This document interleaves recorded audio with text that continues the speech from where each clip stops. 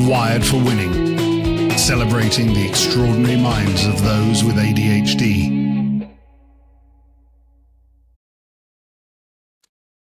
Hi everybody, welcome to Wired for Winning. We're on episode 12 now, and we have a wonderful gentleman. Every week there's a story that beats the story from last week. Liam Tuohy from London. Fantastic story ahead. I'm actually really excited about this one. So no further ado, I'm just going to get straight into it and we'll have a chat. So Liam, you are very welcome to Wired for Winning. Diagnosed with ADHD, very healthy, very fit. Obviously, you've changed your life. You've turned your life around. And, you know, we've all measured success in different ways. And your story is one that really captured me emotionally, I have to say. So welcome to the podcast. Thank you, George. And thank you so much for having me on. It's an absolute pleasure. It really is. Tell us a little bit about you, your background, your ADHD, and your story. Love to hear it. Yeah, so I mean, I lived with ADHD my whole life, undiagnosed up until about 2 years ago now. So when I finally got diagnosed, it was almost like a light had been switched back on. You know, before that, I was constantly doing the wrong thing, getting in trouble with the police, you know, been arrested more times than I can remember. You know, life was a mess. But the biggest issue that I faced was landing the right job. You know, because I really struggled with focus, and there was times that they often let me go because I couldn't learn it quick enough. So I've now made it my life's work to give back, and you know, I'm now a speaker. I campaign heavily about neurodiversity in the workplace. So I'm an inclusive workspace specialist and deliver talks just to make their environment a little bit more inclusive. And just to try and give back, because honestly, I feel like people with ADHD are the people that I was born to serve. And, you know, I almost feel like I'd be doing a disservice to the people if I didn't help as many people as I can. Because, look, had I not gone through that nightmare, I certainly wouldn't be qualified to help those that are living it right now. So I'm just trying to help as many people as I can, raise awareness, and just try and help people as much That is fantastic. Mate, that's fantastic to hear that. Right. Let's just go back, and I'm going to share some things on today's podcast that I've never shared before either. And our backgrounds are not dissimilar. Okay. You'll be surprised. So when I was growing up, and I didn't get diagnosed until I was 43 years old, right? Wow. But I was in trouble, fighting, Yep. right? You know, just constantly found myself in trouble. And looking back on it now, it was because I was just so bored and I just wanted a bit of excitement, if I'm honest. Yeah. I don't know if that resonates with you at all. I believe it. I mean, it's not that I was bored. I mean, you know, with ADHD, it's almost like, you know, if someone's looking at you, I mean, you just get, I don't know whether it's paranoia, but, you know, maybe they're not looking at you. And it didn't really resonate with me until I got diagnosed that maybe that person isn't angry with you. Why are you getting so angry for? So yeah, I totally get it. I mean, listen, I've been in trouble and mainly fighting my whole life. Got chucked out of school time and time again from a young age, fighting at the age of God knows how young. I mean, young. I'm talking 10, 11, 12, you know, chucked out one school in year 6. How old are you then? I don't know. You're young. And then I went to my secondary school. I got chucked out at year 9. What's that? It's about 14. And then it just carried on outside school. Yeah. Growing up, all the time. Tell me, we won't dwell on the past, right? Because this is about, you know, what you're doing now. But there's very much this clear point that led you up to getting diagnosed, right? What happened? How did you go, I think I've got ADHD, I'm going to go and get diagnosis. And talk me through that a little bit. Yeah, funny one, that one. So I've got to be honest with you. So my little sister, unfortunately, went to prison. She got 12 years for something she didn't do. right? Okay. So she got diagnosed with it in prison at the age of 28. So when she got out, after about 7 years, I think she served, Yeah. like, I spoke to her on the phone, and I'm similar to her, but miles apart at the same time. And I nicked a bit of her medication without her knowing, and it changed my life. You know, it really, really did. And that's when I hammered the doctor down and said, look, I'm not being funny. I'm getting the medication anyway off a friend. So you may as well give it to me. And they did, without getting officially diagnosed by a psychiatrist. Okay. Okay. Because it changed my life. And they said, so they started it. Then they stopped it and said, no, we spoke to the psychiatrist, sorry. And they said, we've got to stop it. I went, you what? I said, you're not. You're going to ruin my life. I said, I've started my fitness business off the back of that. I said, there's no way on earth that you can stop that medication now. And because I hammered them down so much, they still prescribe me it to this day. And I'm actually getting officially diagnosed on the 6th of March. So I'm not actually officially diagnosed, but I know I've got it. I wouldn't take medication if I didn't need it. I mean, I don't even take paracetamol if I've got a headache. I hate medication, I hate tablets, but these have been a game changer for me. And I sat there going, You weren't doing nothing. no, you know. Yeah, but I've got to be honest with you. So I don't know about you. So I take methylphenidate, and I've heard that's got speed in it. So Yeah.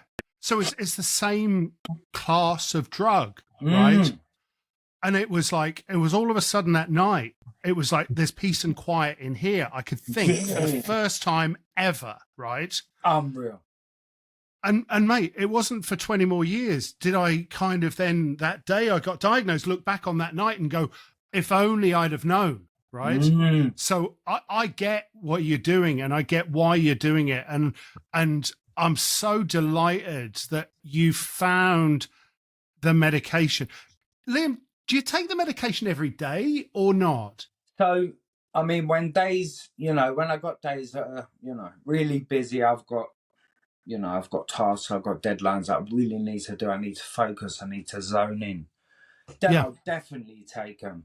And especially lately, I've been having to do that quite a lot. So, yeah, I will take it. But again, I'm one of them. I don't like tablets. I'm a fitness coach and I'm a boxer. I don't want to take medication if I don't need to, because it's not natural. But these have been a game changer. So I will occasionally have a day off here and then, just to give my body a break, because at the end of the day, they're not natural. But when I've got important tasks and deadlines, I will take them, because I know for a fact how much they help.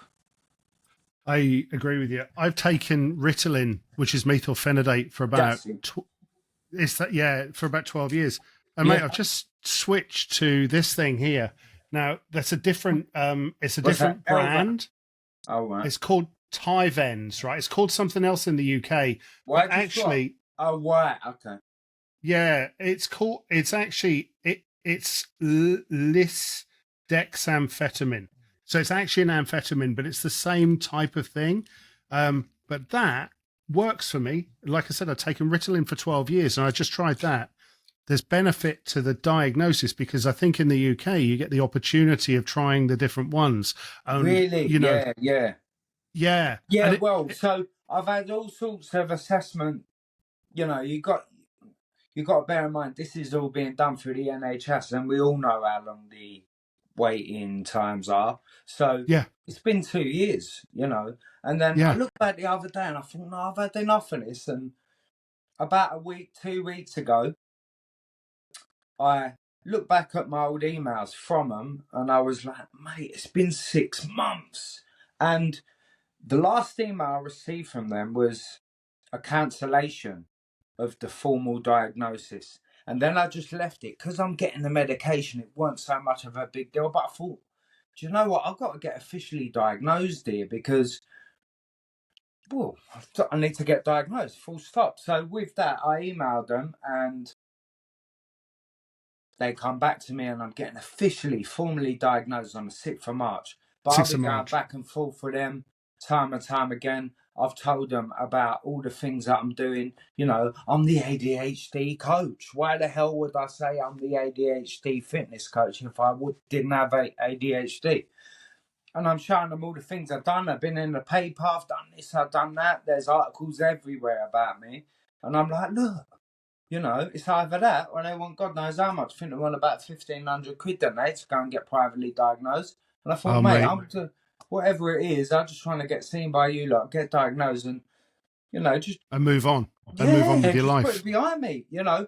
And to get the medication, I've been told by the doctor I've got to physically go into the doctors and order it over the counter. So I've got to do that every time I want it.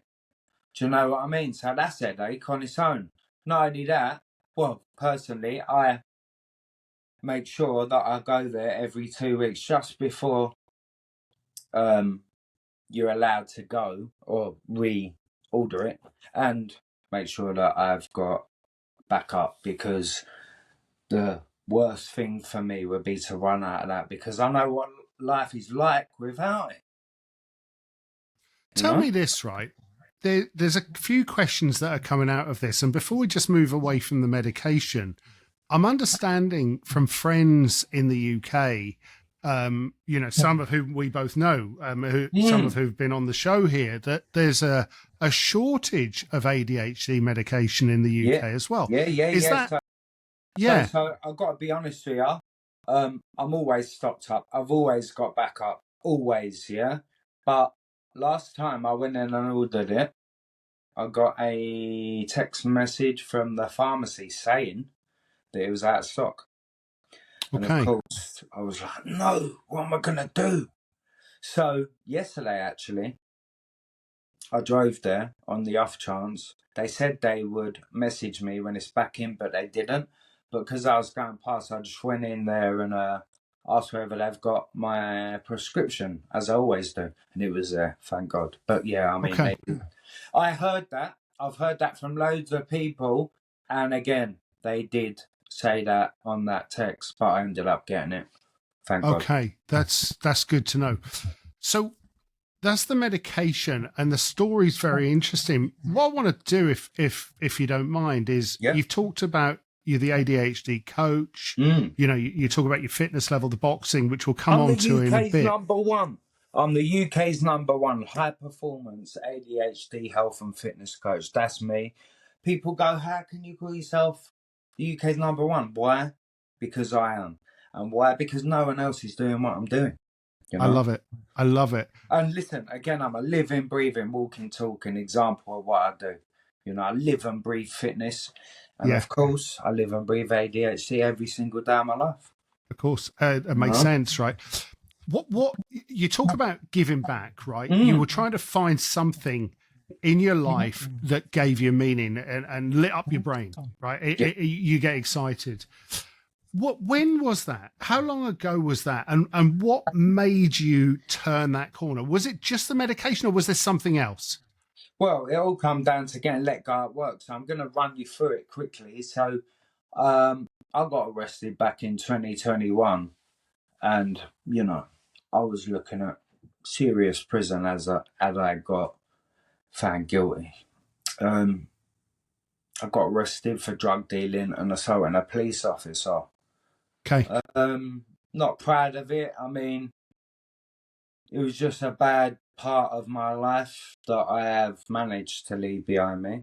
But anyway, I got followed by the police. And I got out of the car, put my hands up, and I said, "What's wrong, officer?" And I ran off and left them. Now, I'm a fast runner, so I left them behind me. But there's actually a police officer waiting round the corner for me, and he rugby tackled me, and he caught me. So I didn't resist arrest at all. I didn't fight back at all.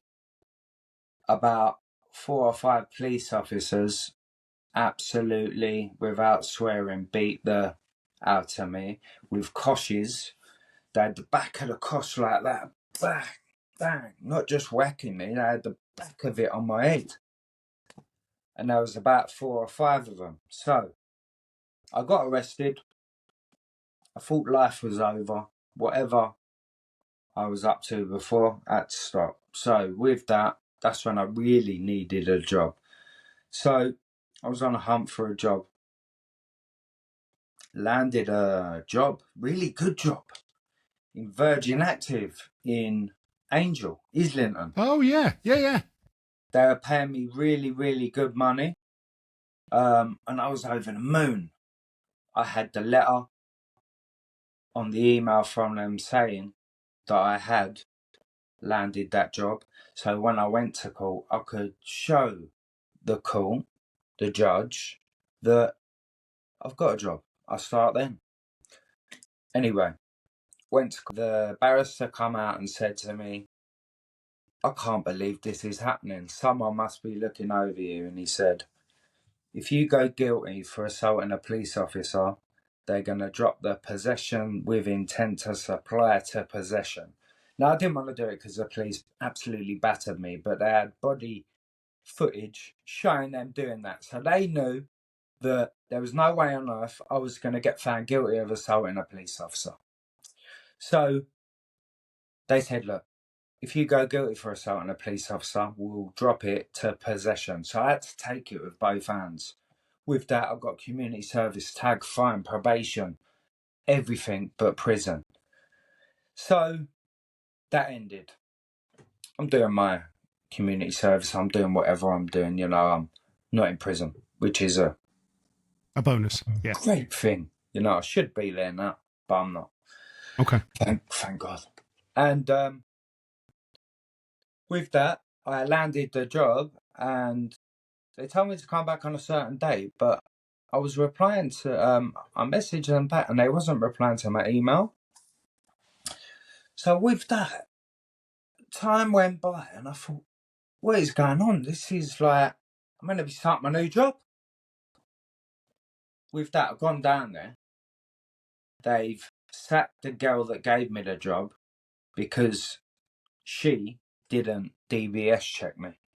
They did. So they saw that I've been convicted for what I've been convicted for, i.e. assaulting a police officer and the rest. Okay. So there I was. Nothing. Again, didn't know what the hell on earth I was going to do. I had my hopes up that I was going to land the best job that I could have wished for at the time. So then I was back on Indeed looking for a new job. I applied for loads, went on loads and loads of interviews all around London, but they will DBS check me, so I really struggled. But I found one that didn't, and this was teaching Pilates in a Pilates studio, and I didn't want this job because I'm a fast-paced coach, I'm a boxer. Pilates is great, but it's a bit too slow for me. I'm not really from that kind of background, if you like, but it was a new thing to learn, and I thought, let's give it a go. So, because I couldn't learn it quick enough, it was so hard. You got all these different springs and red, blue, yellow, and I was trying my best. I really tried as hard as I possibly could, but because I couldn't learn it quick enough, they let me go just before Christmas. So he said, I'm so sorry. Your work ethic is second to none, but you're just not learning it quick enough. So I was waiting for the phone call to come from him after we'd done our last exam. So everyone had done their exam, and he was going to ring us to let us know whether I'd done enough for him to keep me on. With that, he called me just before Christmas, just before Christmas. I think it was like the 23rd was the last day. And he said, look, Liam, I'm so sorry. Your work ethic is second to none, but you're just not grasping it quick enough. I've got to let you go. I'm so sorry. I begged and pleaded with him like a little kid to keep me on. And he agreed to let me come back in the new year on the basis that I wasn't getting paid. Everyone else got paid, all the other guys that were learning. So I had no money all over Christmas. I felt embarrassed, ashamed. I've honestly felt like throwing the towel in. So, I did my best. I studied all over Christmas. Had no money. I couldn't, it was embarrassing. I went back in the new year. I was studying in the lobby. And honestly, I thought I was doing pretty well. But I think by then, that made that mind up. And he come in and he said, "I'm so sorry. I'm going to have to let you go." Now, that was the beginning of January. And there I was, unemployed again.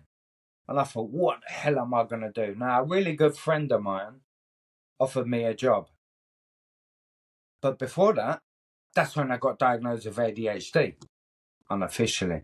So I took a bit of medication. I started working in a steel factory, a steel yard, selling high-ticket steel for a really good friend of mine, telesales, selling steel. Oh, right. Yeah. So by that time, the medication was running through my veins and I was breaking records time and time again, putting the phone down one after the other. My mate could not believe it. I was breaking records. Someone that didn't, have any experience in that field he came in and broke records time and time again. He was blown away, my mate. 47, he had a heart attack and died. Are you joking? 47. He had a heart attack and died. Really good friend of mine. He lives up the road. He used to. And with that, there I was unemployed again. The only guy that believed in me. And I thought, what am I going to do? So I had a little bit of time on my hands. I was racking my brains on what my next move should be, which is when I registered to South Health and Fitness as a limited company. And the rest is history. No more sleepless nights. I can do what I want, where I want, with who I want. And, again, ever since getting diagnosed, as much as possible, I'm trying to give back. I'm an ADHD UK advocate. I did the half marathon for ADHD UK last year at Victoria Park, London. I've done all sorts of certifications and just trying to learn as much as I can about the thing that affected me my whole life.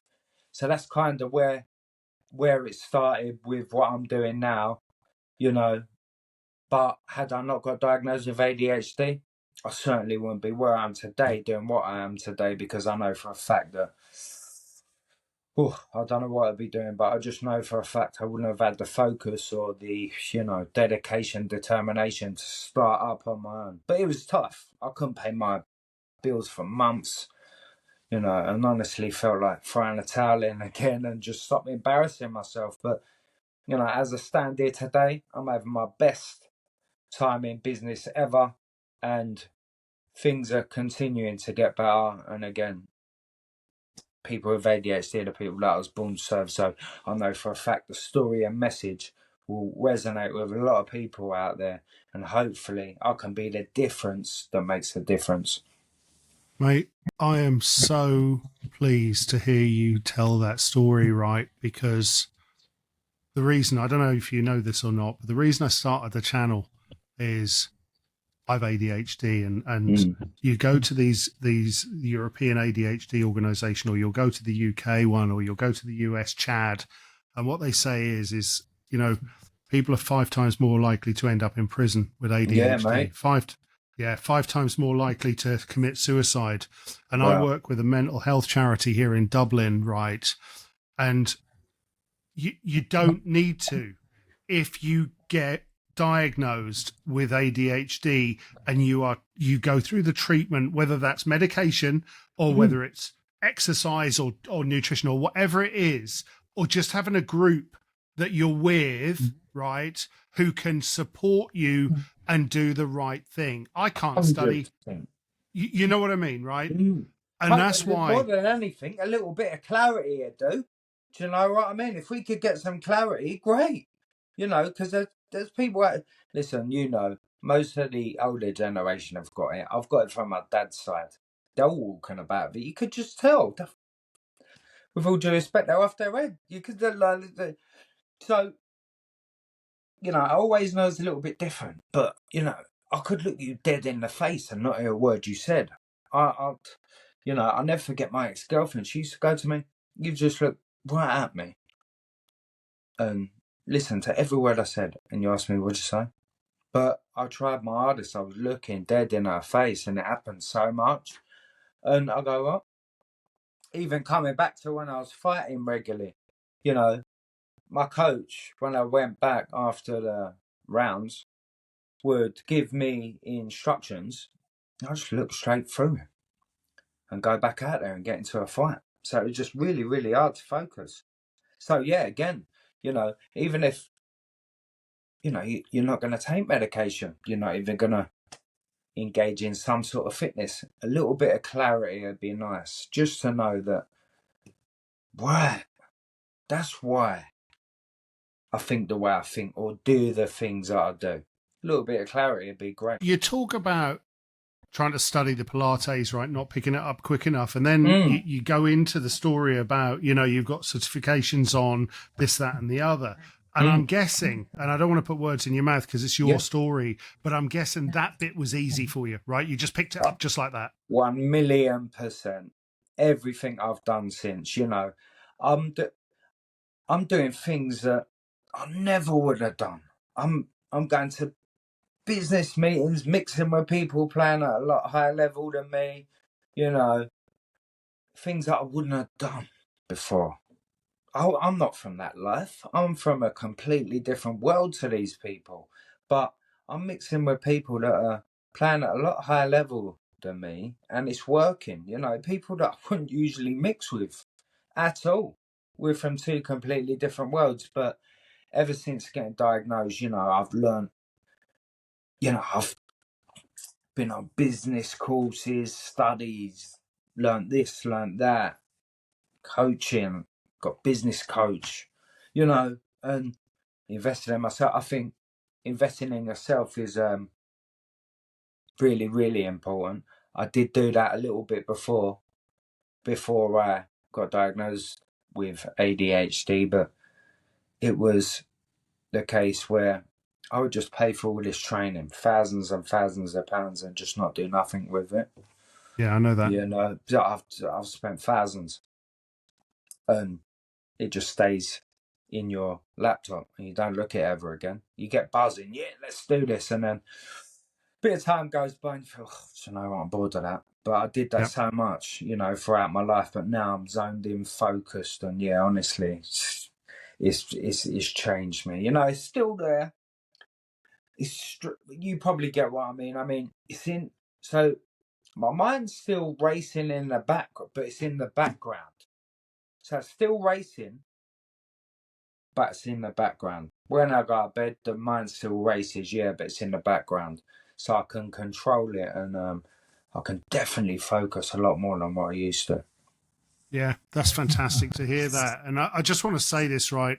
When you say you're mixing with people, you're now at that level, right? Yourself, mate, you're there.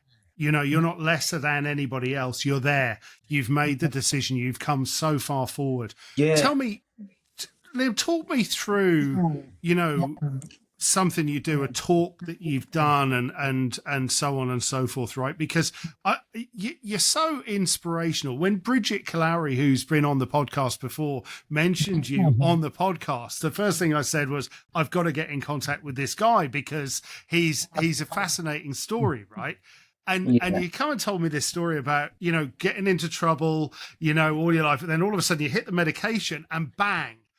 And that's a success. Absolutely. And then all of a sudden you can do what you want and be what you want. And, for me, I kind of pulled this mask off and went, if I'm going to be, I was never vulnerable, right? And somebody said one day, a coach said, just be you, be vulnerable. Show it. And I went, I can't be weak. I can't be weak to the outside world.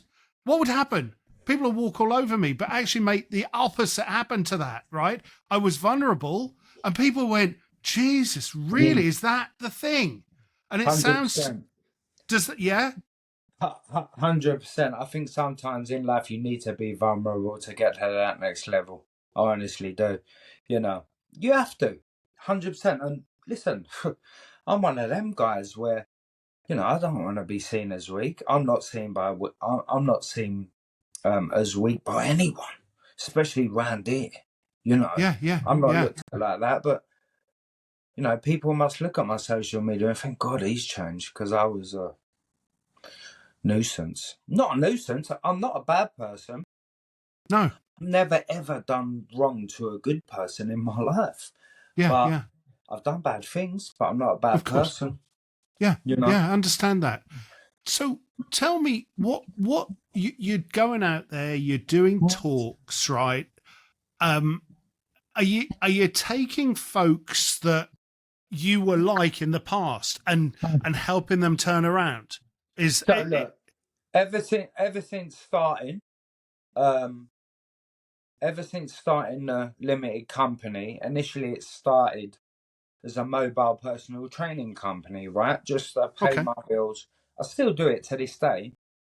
Um, but eventually I do want to get away from that. As much as I love what I do, again, people with ADHD are the people that I was born to serve. So I'm a high performance fitness coach for individuals with ADHD. I've got a program called the Feel Good Accelerator, which is a Okay. 4-step system which allows individuals with ADHD to get into the shape of their life, not only physically, but mentally too. I'm also the inclusive workspace specialist and deliver talks on neurodiversity in the workplace, because that is a thing that affected me more than anything. So I deliver my talks to organizations, corporations, just to raise awareness and, you know, just let them know that some people are that little bit different. But not only that, there's key takeaways in there for the organisations to implement, which is going to save them time, money, potential hurdles in the recruitment process, loads.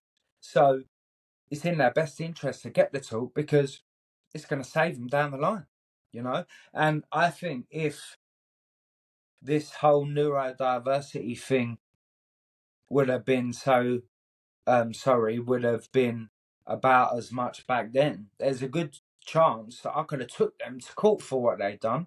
But it's a lot more heard of now.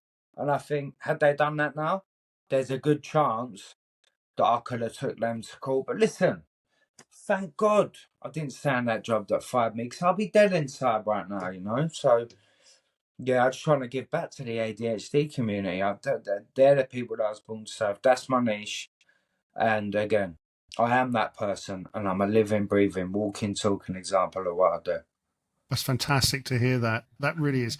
Tell me how, when you're going into these places and doing your talks, how is the response back to you? I mean, you're obviously getting good response and bad response, right? You know, some people never say. I always used to go into companies myself, and people would go, "Oh, thanks very much, George." You know, Mm. but you could feel the tone beneath the thing, right? And it Yeah, was yeah, like, yeah. "Fuck off," type of. You know what I Yeah, mean, right? yeah, yeah. But you're obviously getting good feedback, because neurodiversity in the workplace is a big subject now, and thank Especially at God the for minute. that. Exactly. And long will that continue, right? I Hopefully, believe it. yeah. You know? I honestly feel like I've come to change the culture. That's how I feel. I mean, you know, I really do. I really feel like I've been called to change this workplace environment.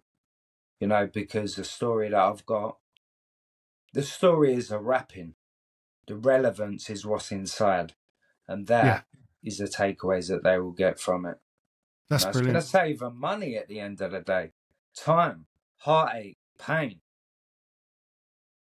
But So it's in but their I think, interest to hear it.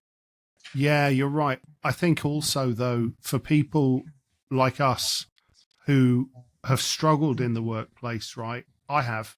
I've been fired from more jobs than Mm. you don't know, Yeah, right? But you know, and I'll be honest about this. Now workplaces understand neurodiversity. I can actually go and work in them and feel a bit more comfortable, whether that's yeah, having a space for myself or you know, or you know, because I don't know about you, but if I sit there with about 10 other people, I'm more focused on 10 other people than I am doing anything else. yeah, I can't think. 100%. I mean, even when I'm sitting downstairs with my mum, you know, if she's talking at me when I'm trying to read something, it's like the mind's all over the shop, and I really struggle. So yeah, I totally get that. Do you think you talked about like your dad's side of the family earlier as well? Do you think that my dad, God rest his soul, definitely had ADHD, without a shadow of a doubt. He was self-medicating on the Yeah, booze. You know, he yeah, wasn't an alcoholic, but he boozed a lot, right? And that was at the yeah. time, and smoked. I mean, I remember there was never a time he didn't have a fag hanging out of his mouth, right? Really. You know, again, I put that down to self-medication, right? You know, drugs, you know, Yeah, self-medication. Same yeah. here, you know, the whole thing. And Yep. now we can honestly come out of the woodwork and be honest about it and go, Mm. yeah, listen, it's me. I am ADHD. Yeah, And yeah. like you're an evangelist for it, right? You tell everybody, right? Oh, mate, I'm not embarrassed about it at all. No, of course I'm not. No way. Of course I'm not. I think if anything, and a lot of people say it's my superpower, because I can hyper focus on things. If I find something boring, do I struggle? Absolutely. But I still try my best, especially now. So I'm not bothered about telling anyone about it, not at all. No way. Fantastic. 15 to 20% of the UK neurodiverse in some way anyway. So I don't care. I don't even care if I get looked at as different because I am different. So I'm not bothered about that. I Brilliant. tell everyone. I go to all these different business network meetings and I stand up and people go, wow, like I've never heard that before. No, because there's not many of me. Do you know what I mean? Who do what I do? There isn't. No, there So isn't. that's You're why I call right. myself the UK's number one. And you're very right to do that, by the way, as well. You deserve that. And that comes sincerely from my heart. Well, Do you thanks, have Phil. No, it is. And the more I do this podcast, right, and the more time I spend with others with ADHD, the more I'm kind of learning about myself as well. It's fantastic. It's fascinating to do. Do you have a network of other people with ADHD? I mean, we mentioned Bridget there, but do you have anybody else in your, what I call ADHD network, that you kind of talk with from time to time? Not really, mate. I mean, a few of my mates have got it, but I've got to be honest with you. So, I'm always trying to learn about individuals with ADHD, and I'm not being funny. They are my target audience too for my fitness coaching. Of course, I keep saying they're the people that I was born to serve. So, I try and get round as many people as I can that have got ADHD or have got links to, people that are high up there within the ADHD community. So, I attended a Zoom which were full of people with ADHD. I think it was a meet-up. And, mate, I've got to be honest with you, it was the most depressing thing I ever attended in my life. Everyone's on there, crying their eyes out. I had to leave. I just couldn't handle it. I know that ADHD shows up differently for everyone, and I'm well aware of that. But it was almost like every single person there was grown men crying. I thought, no, I've got to go. It's doing nothing for my mental welfare. So the answer to that, George, is apart from a few friends, not really. Okay. No, I But can understand I that. had a really, really good Zoom with the owner and director of ADHD UK the other day. And that was really good. Henry Shelton. Henry, yeah. I've Yeah, met yeah. him. Yeah. Oh, you have, yeah. So Yeah. I had a really, and it's good. It's really good to mix with the white people with ADHD. We know it shows up differently for everyone, but I just could not attend another one of those meetups again. Everyone's crying and down and out. I mean, it doesn't really affect me in that sense where I get depressed, I get down, I get out. It does with others. I get it. I just struggle with focus, get distracted easy, and at times act impulsively. But I just could not stay there any longer, Didn't I have can the patience completely for it. No, I completely understand that, and I'm the same as you. I reached that stage in my life where my definition of success is I wake up in the morning and I do exactly what I want to do for the day, and when I go to bed, I've done exactly what I want to do. Yeah, So now, instead of saying yes to everything, if I'm where I don't want to be, I stand up and I walk out. Same as you. definitely. Self-discipline is a way of life. And I think if you've got self-discipline, it's easier to handle your emotions. Agreed. Agreed. Let's talk about the subject that I'm delighted to talk to you about, which is boxing, right? Mm. As we mentioned just before we came on the recording, I've probably been to York Hall, Bethnal Green about 100 times in my life, and But every time was I a fought there very 3 times. Did you seriously? I fought there 3 times, yeah. The boxing, that's a fantastic discipline, right? Yeah. Not only are you super fit to be able to do that, but it's incredibly skillful, incredibly accurate, right? And doesn't gets a lot of bad press from time to time, but frankly, I don't really care about that. What I'm interested in talking to you about is what you do it for a reason, and can you tell me about how it impacts your ADHD? You know, positively and negatively, if you want, whatever Yeah, suits. But I'm guessing positively, by the way. definitely 100% nothing but that. I mean, I got into boxing pretty late, so I'm 37 now. I didn't start boxing till I was 23 Okay, because, you know, my dad was never around and my mum hated fighting. So I've never pushed into it, yeah? okay, But I was looking at back when I was 23, I got arrested and I was looking at big prison and I needed something to get me off the street. And that's when I started boxing, and the rest is history. That really helped.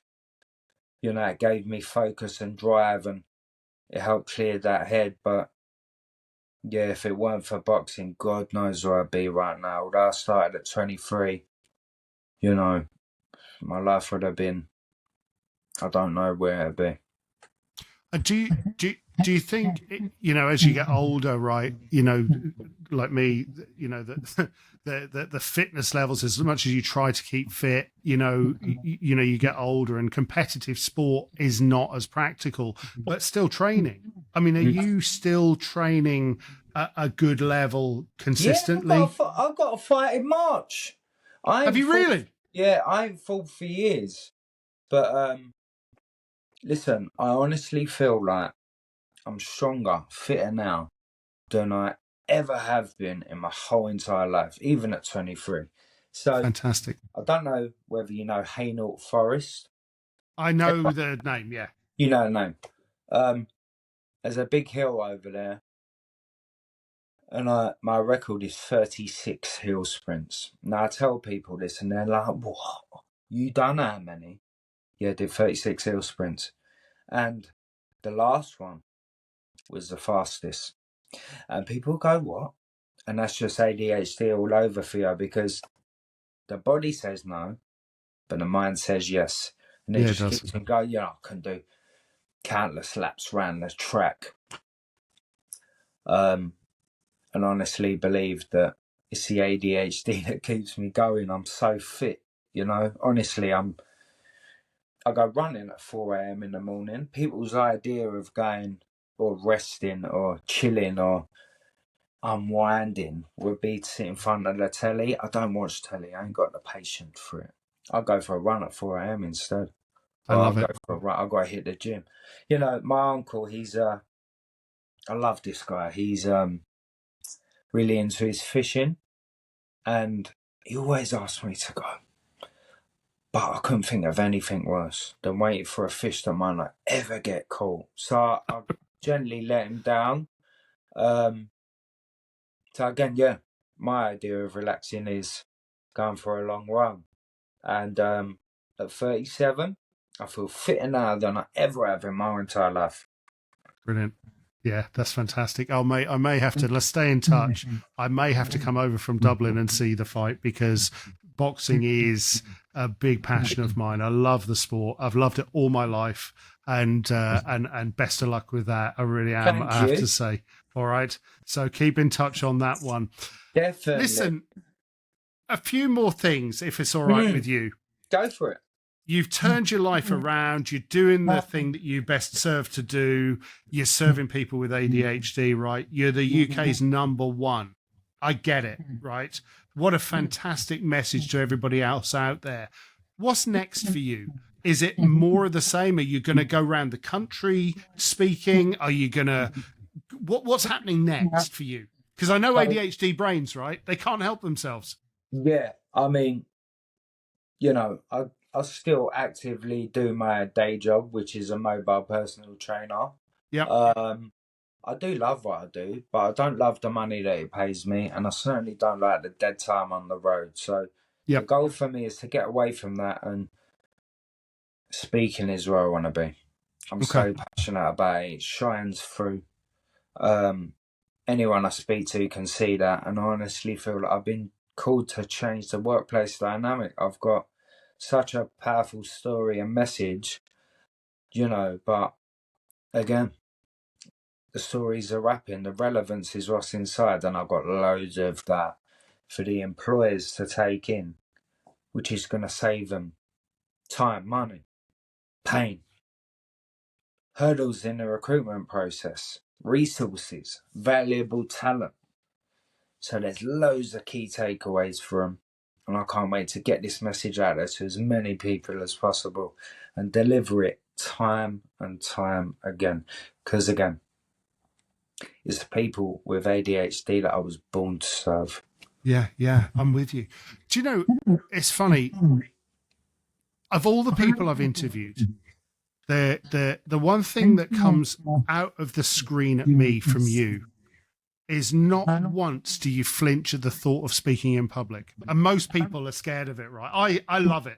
I was talking to a friend the other day and he said, I no way can I speak in public. I went, give me 500 people, give me 1,000 people, give me 10,000 people. I'll stand there with a microphone and I'll talk. And you've got that as well. You want to tell your story and you're engaging the audience as well. And it's coming across in this podcast as well, right? It's coming across. That's great. No, really is. I mean that. And it's lovely. And somebody who can speak publicly. And what I'm going to do, Liam, is I'm going to introduce you to a friend of mine who's based in New York, right? Okay. His name is Peter Shankman. He's ADHD as well. He wrote a book called, and he's got a podcast called Faster Than Normal. And what I want to do is I'd like to get you onto that podcast with Peter so the American audience can hear your story. I'd love that. I would love that. I mean, I've got to be honest with you, George. I've got a really, really good appointment coming up on the 22nd of February where hopefully I'm going to be delivering online presentations to the people over there in America. So that's one I'm really looking forward to.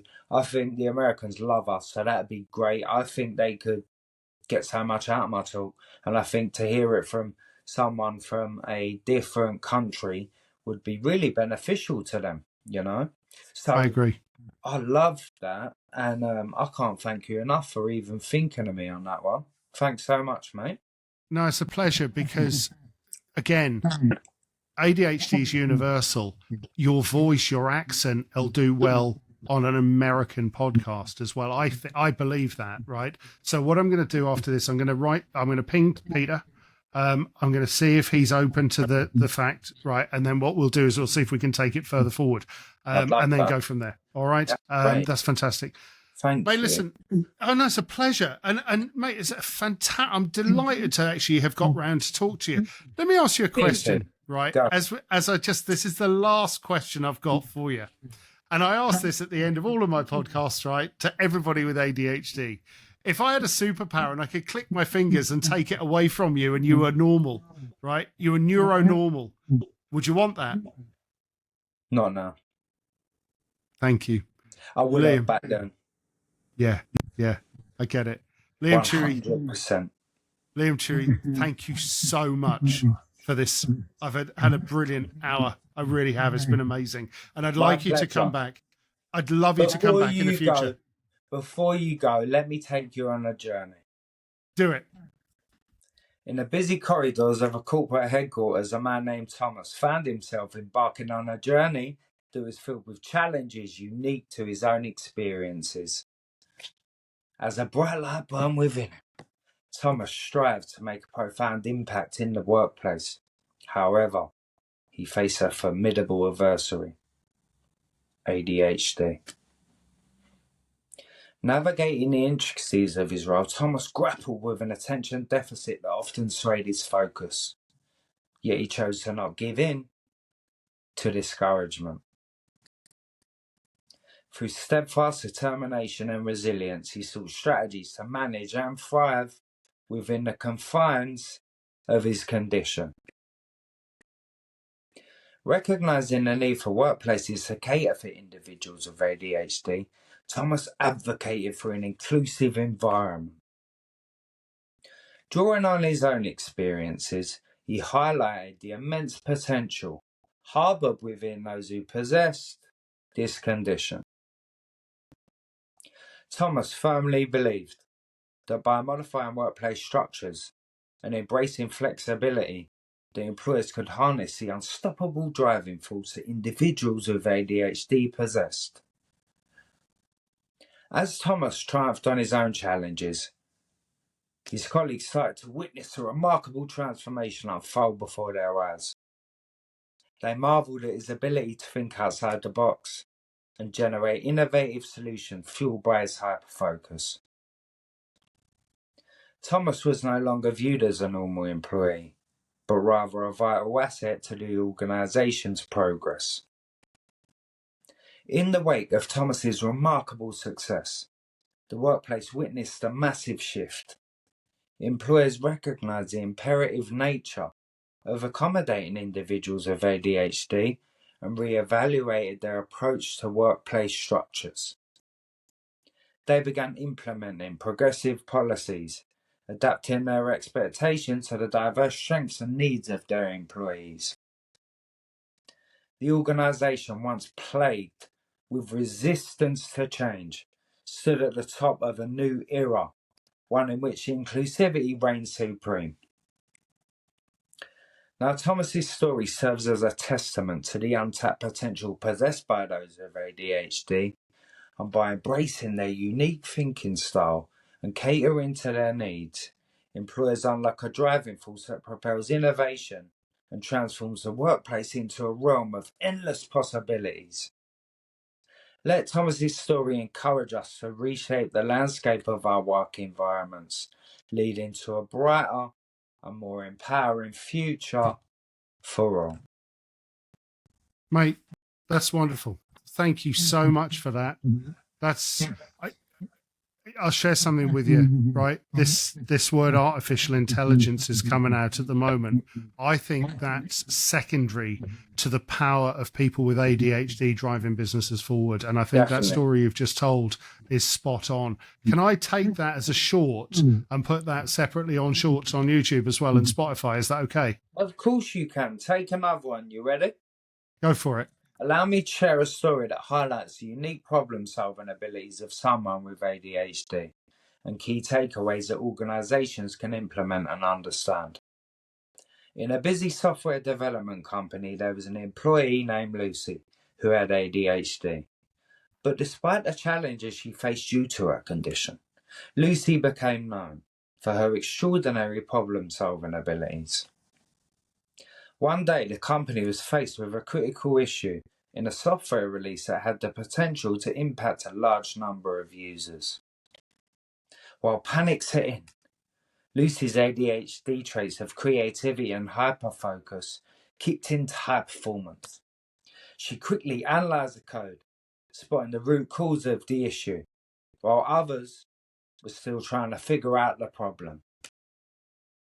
Recognising that time was of the essence, Lucy implemented a temporary solution to mitigate the immediate impact, while simultaneously gathering a cross-function team to collaborate on a long-term fix. Now, the key takeaways in Lucy's story are essential for companies looking to embrace neurodiversity and leverage the problem-solving strengths of individuals with ADHD. Thank you very much. In high-pressured environments, right? When it's an emergency, people with ADHD get calmer. Have you noticed that? That's it. 100%. Absolutely. Liam, I'm just going to stop recording now, but stay on for a sec if you wouldn't mind. Of course. Thank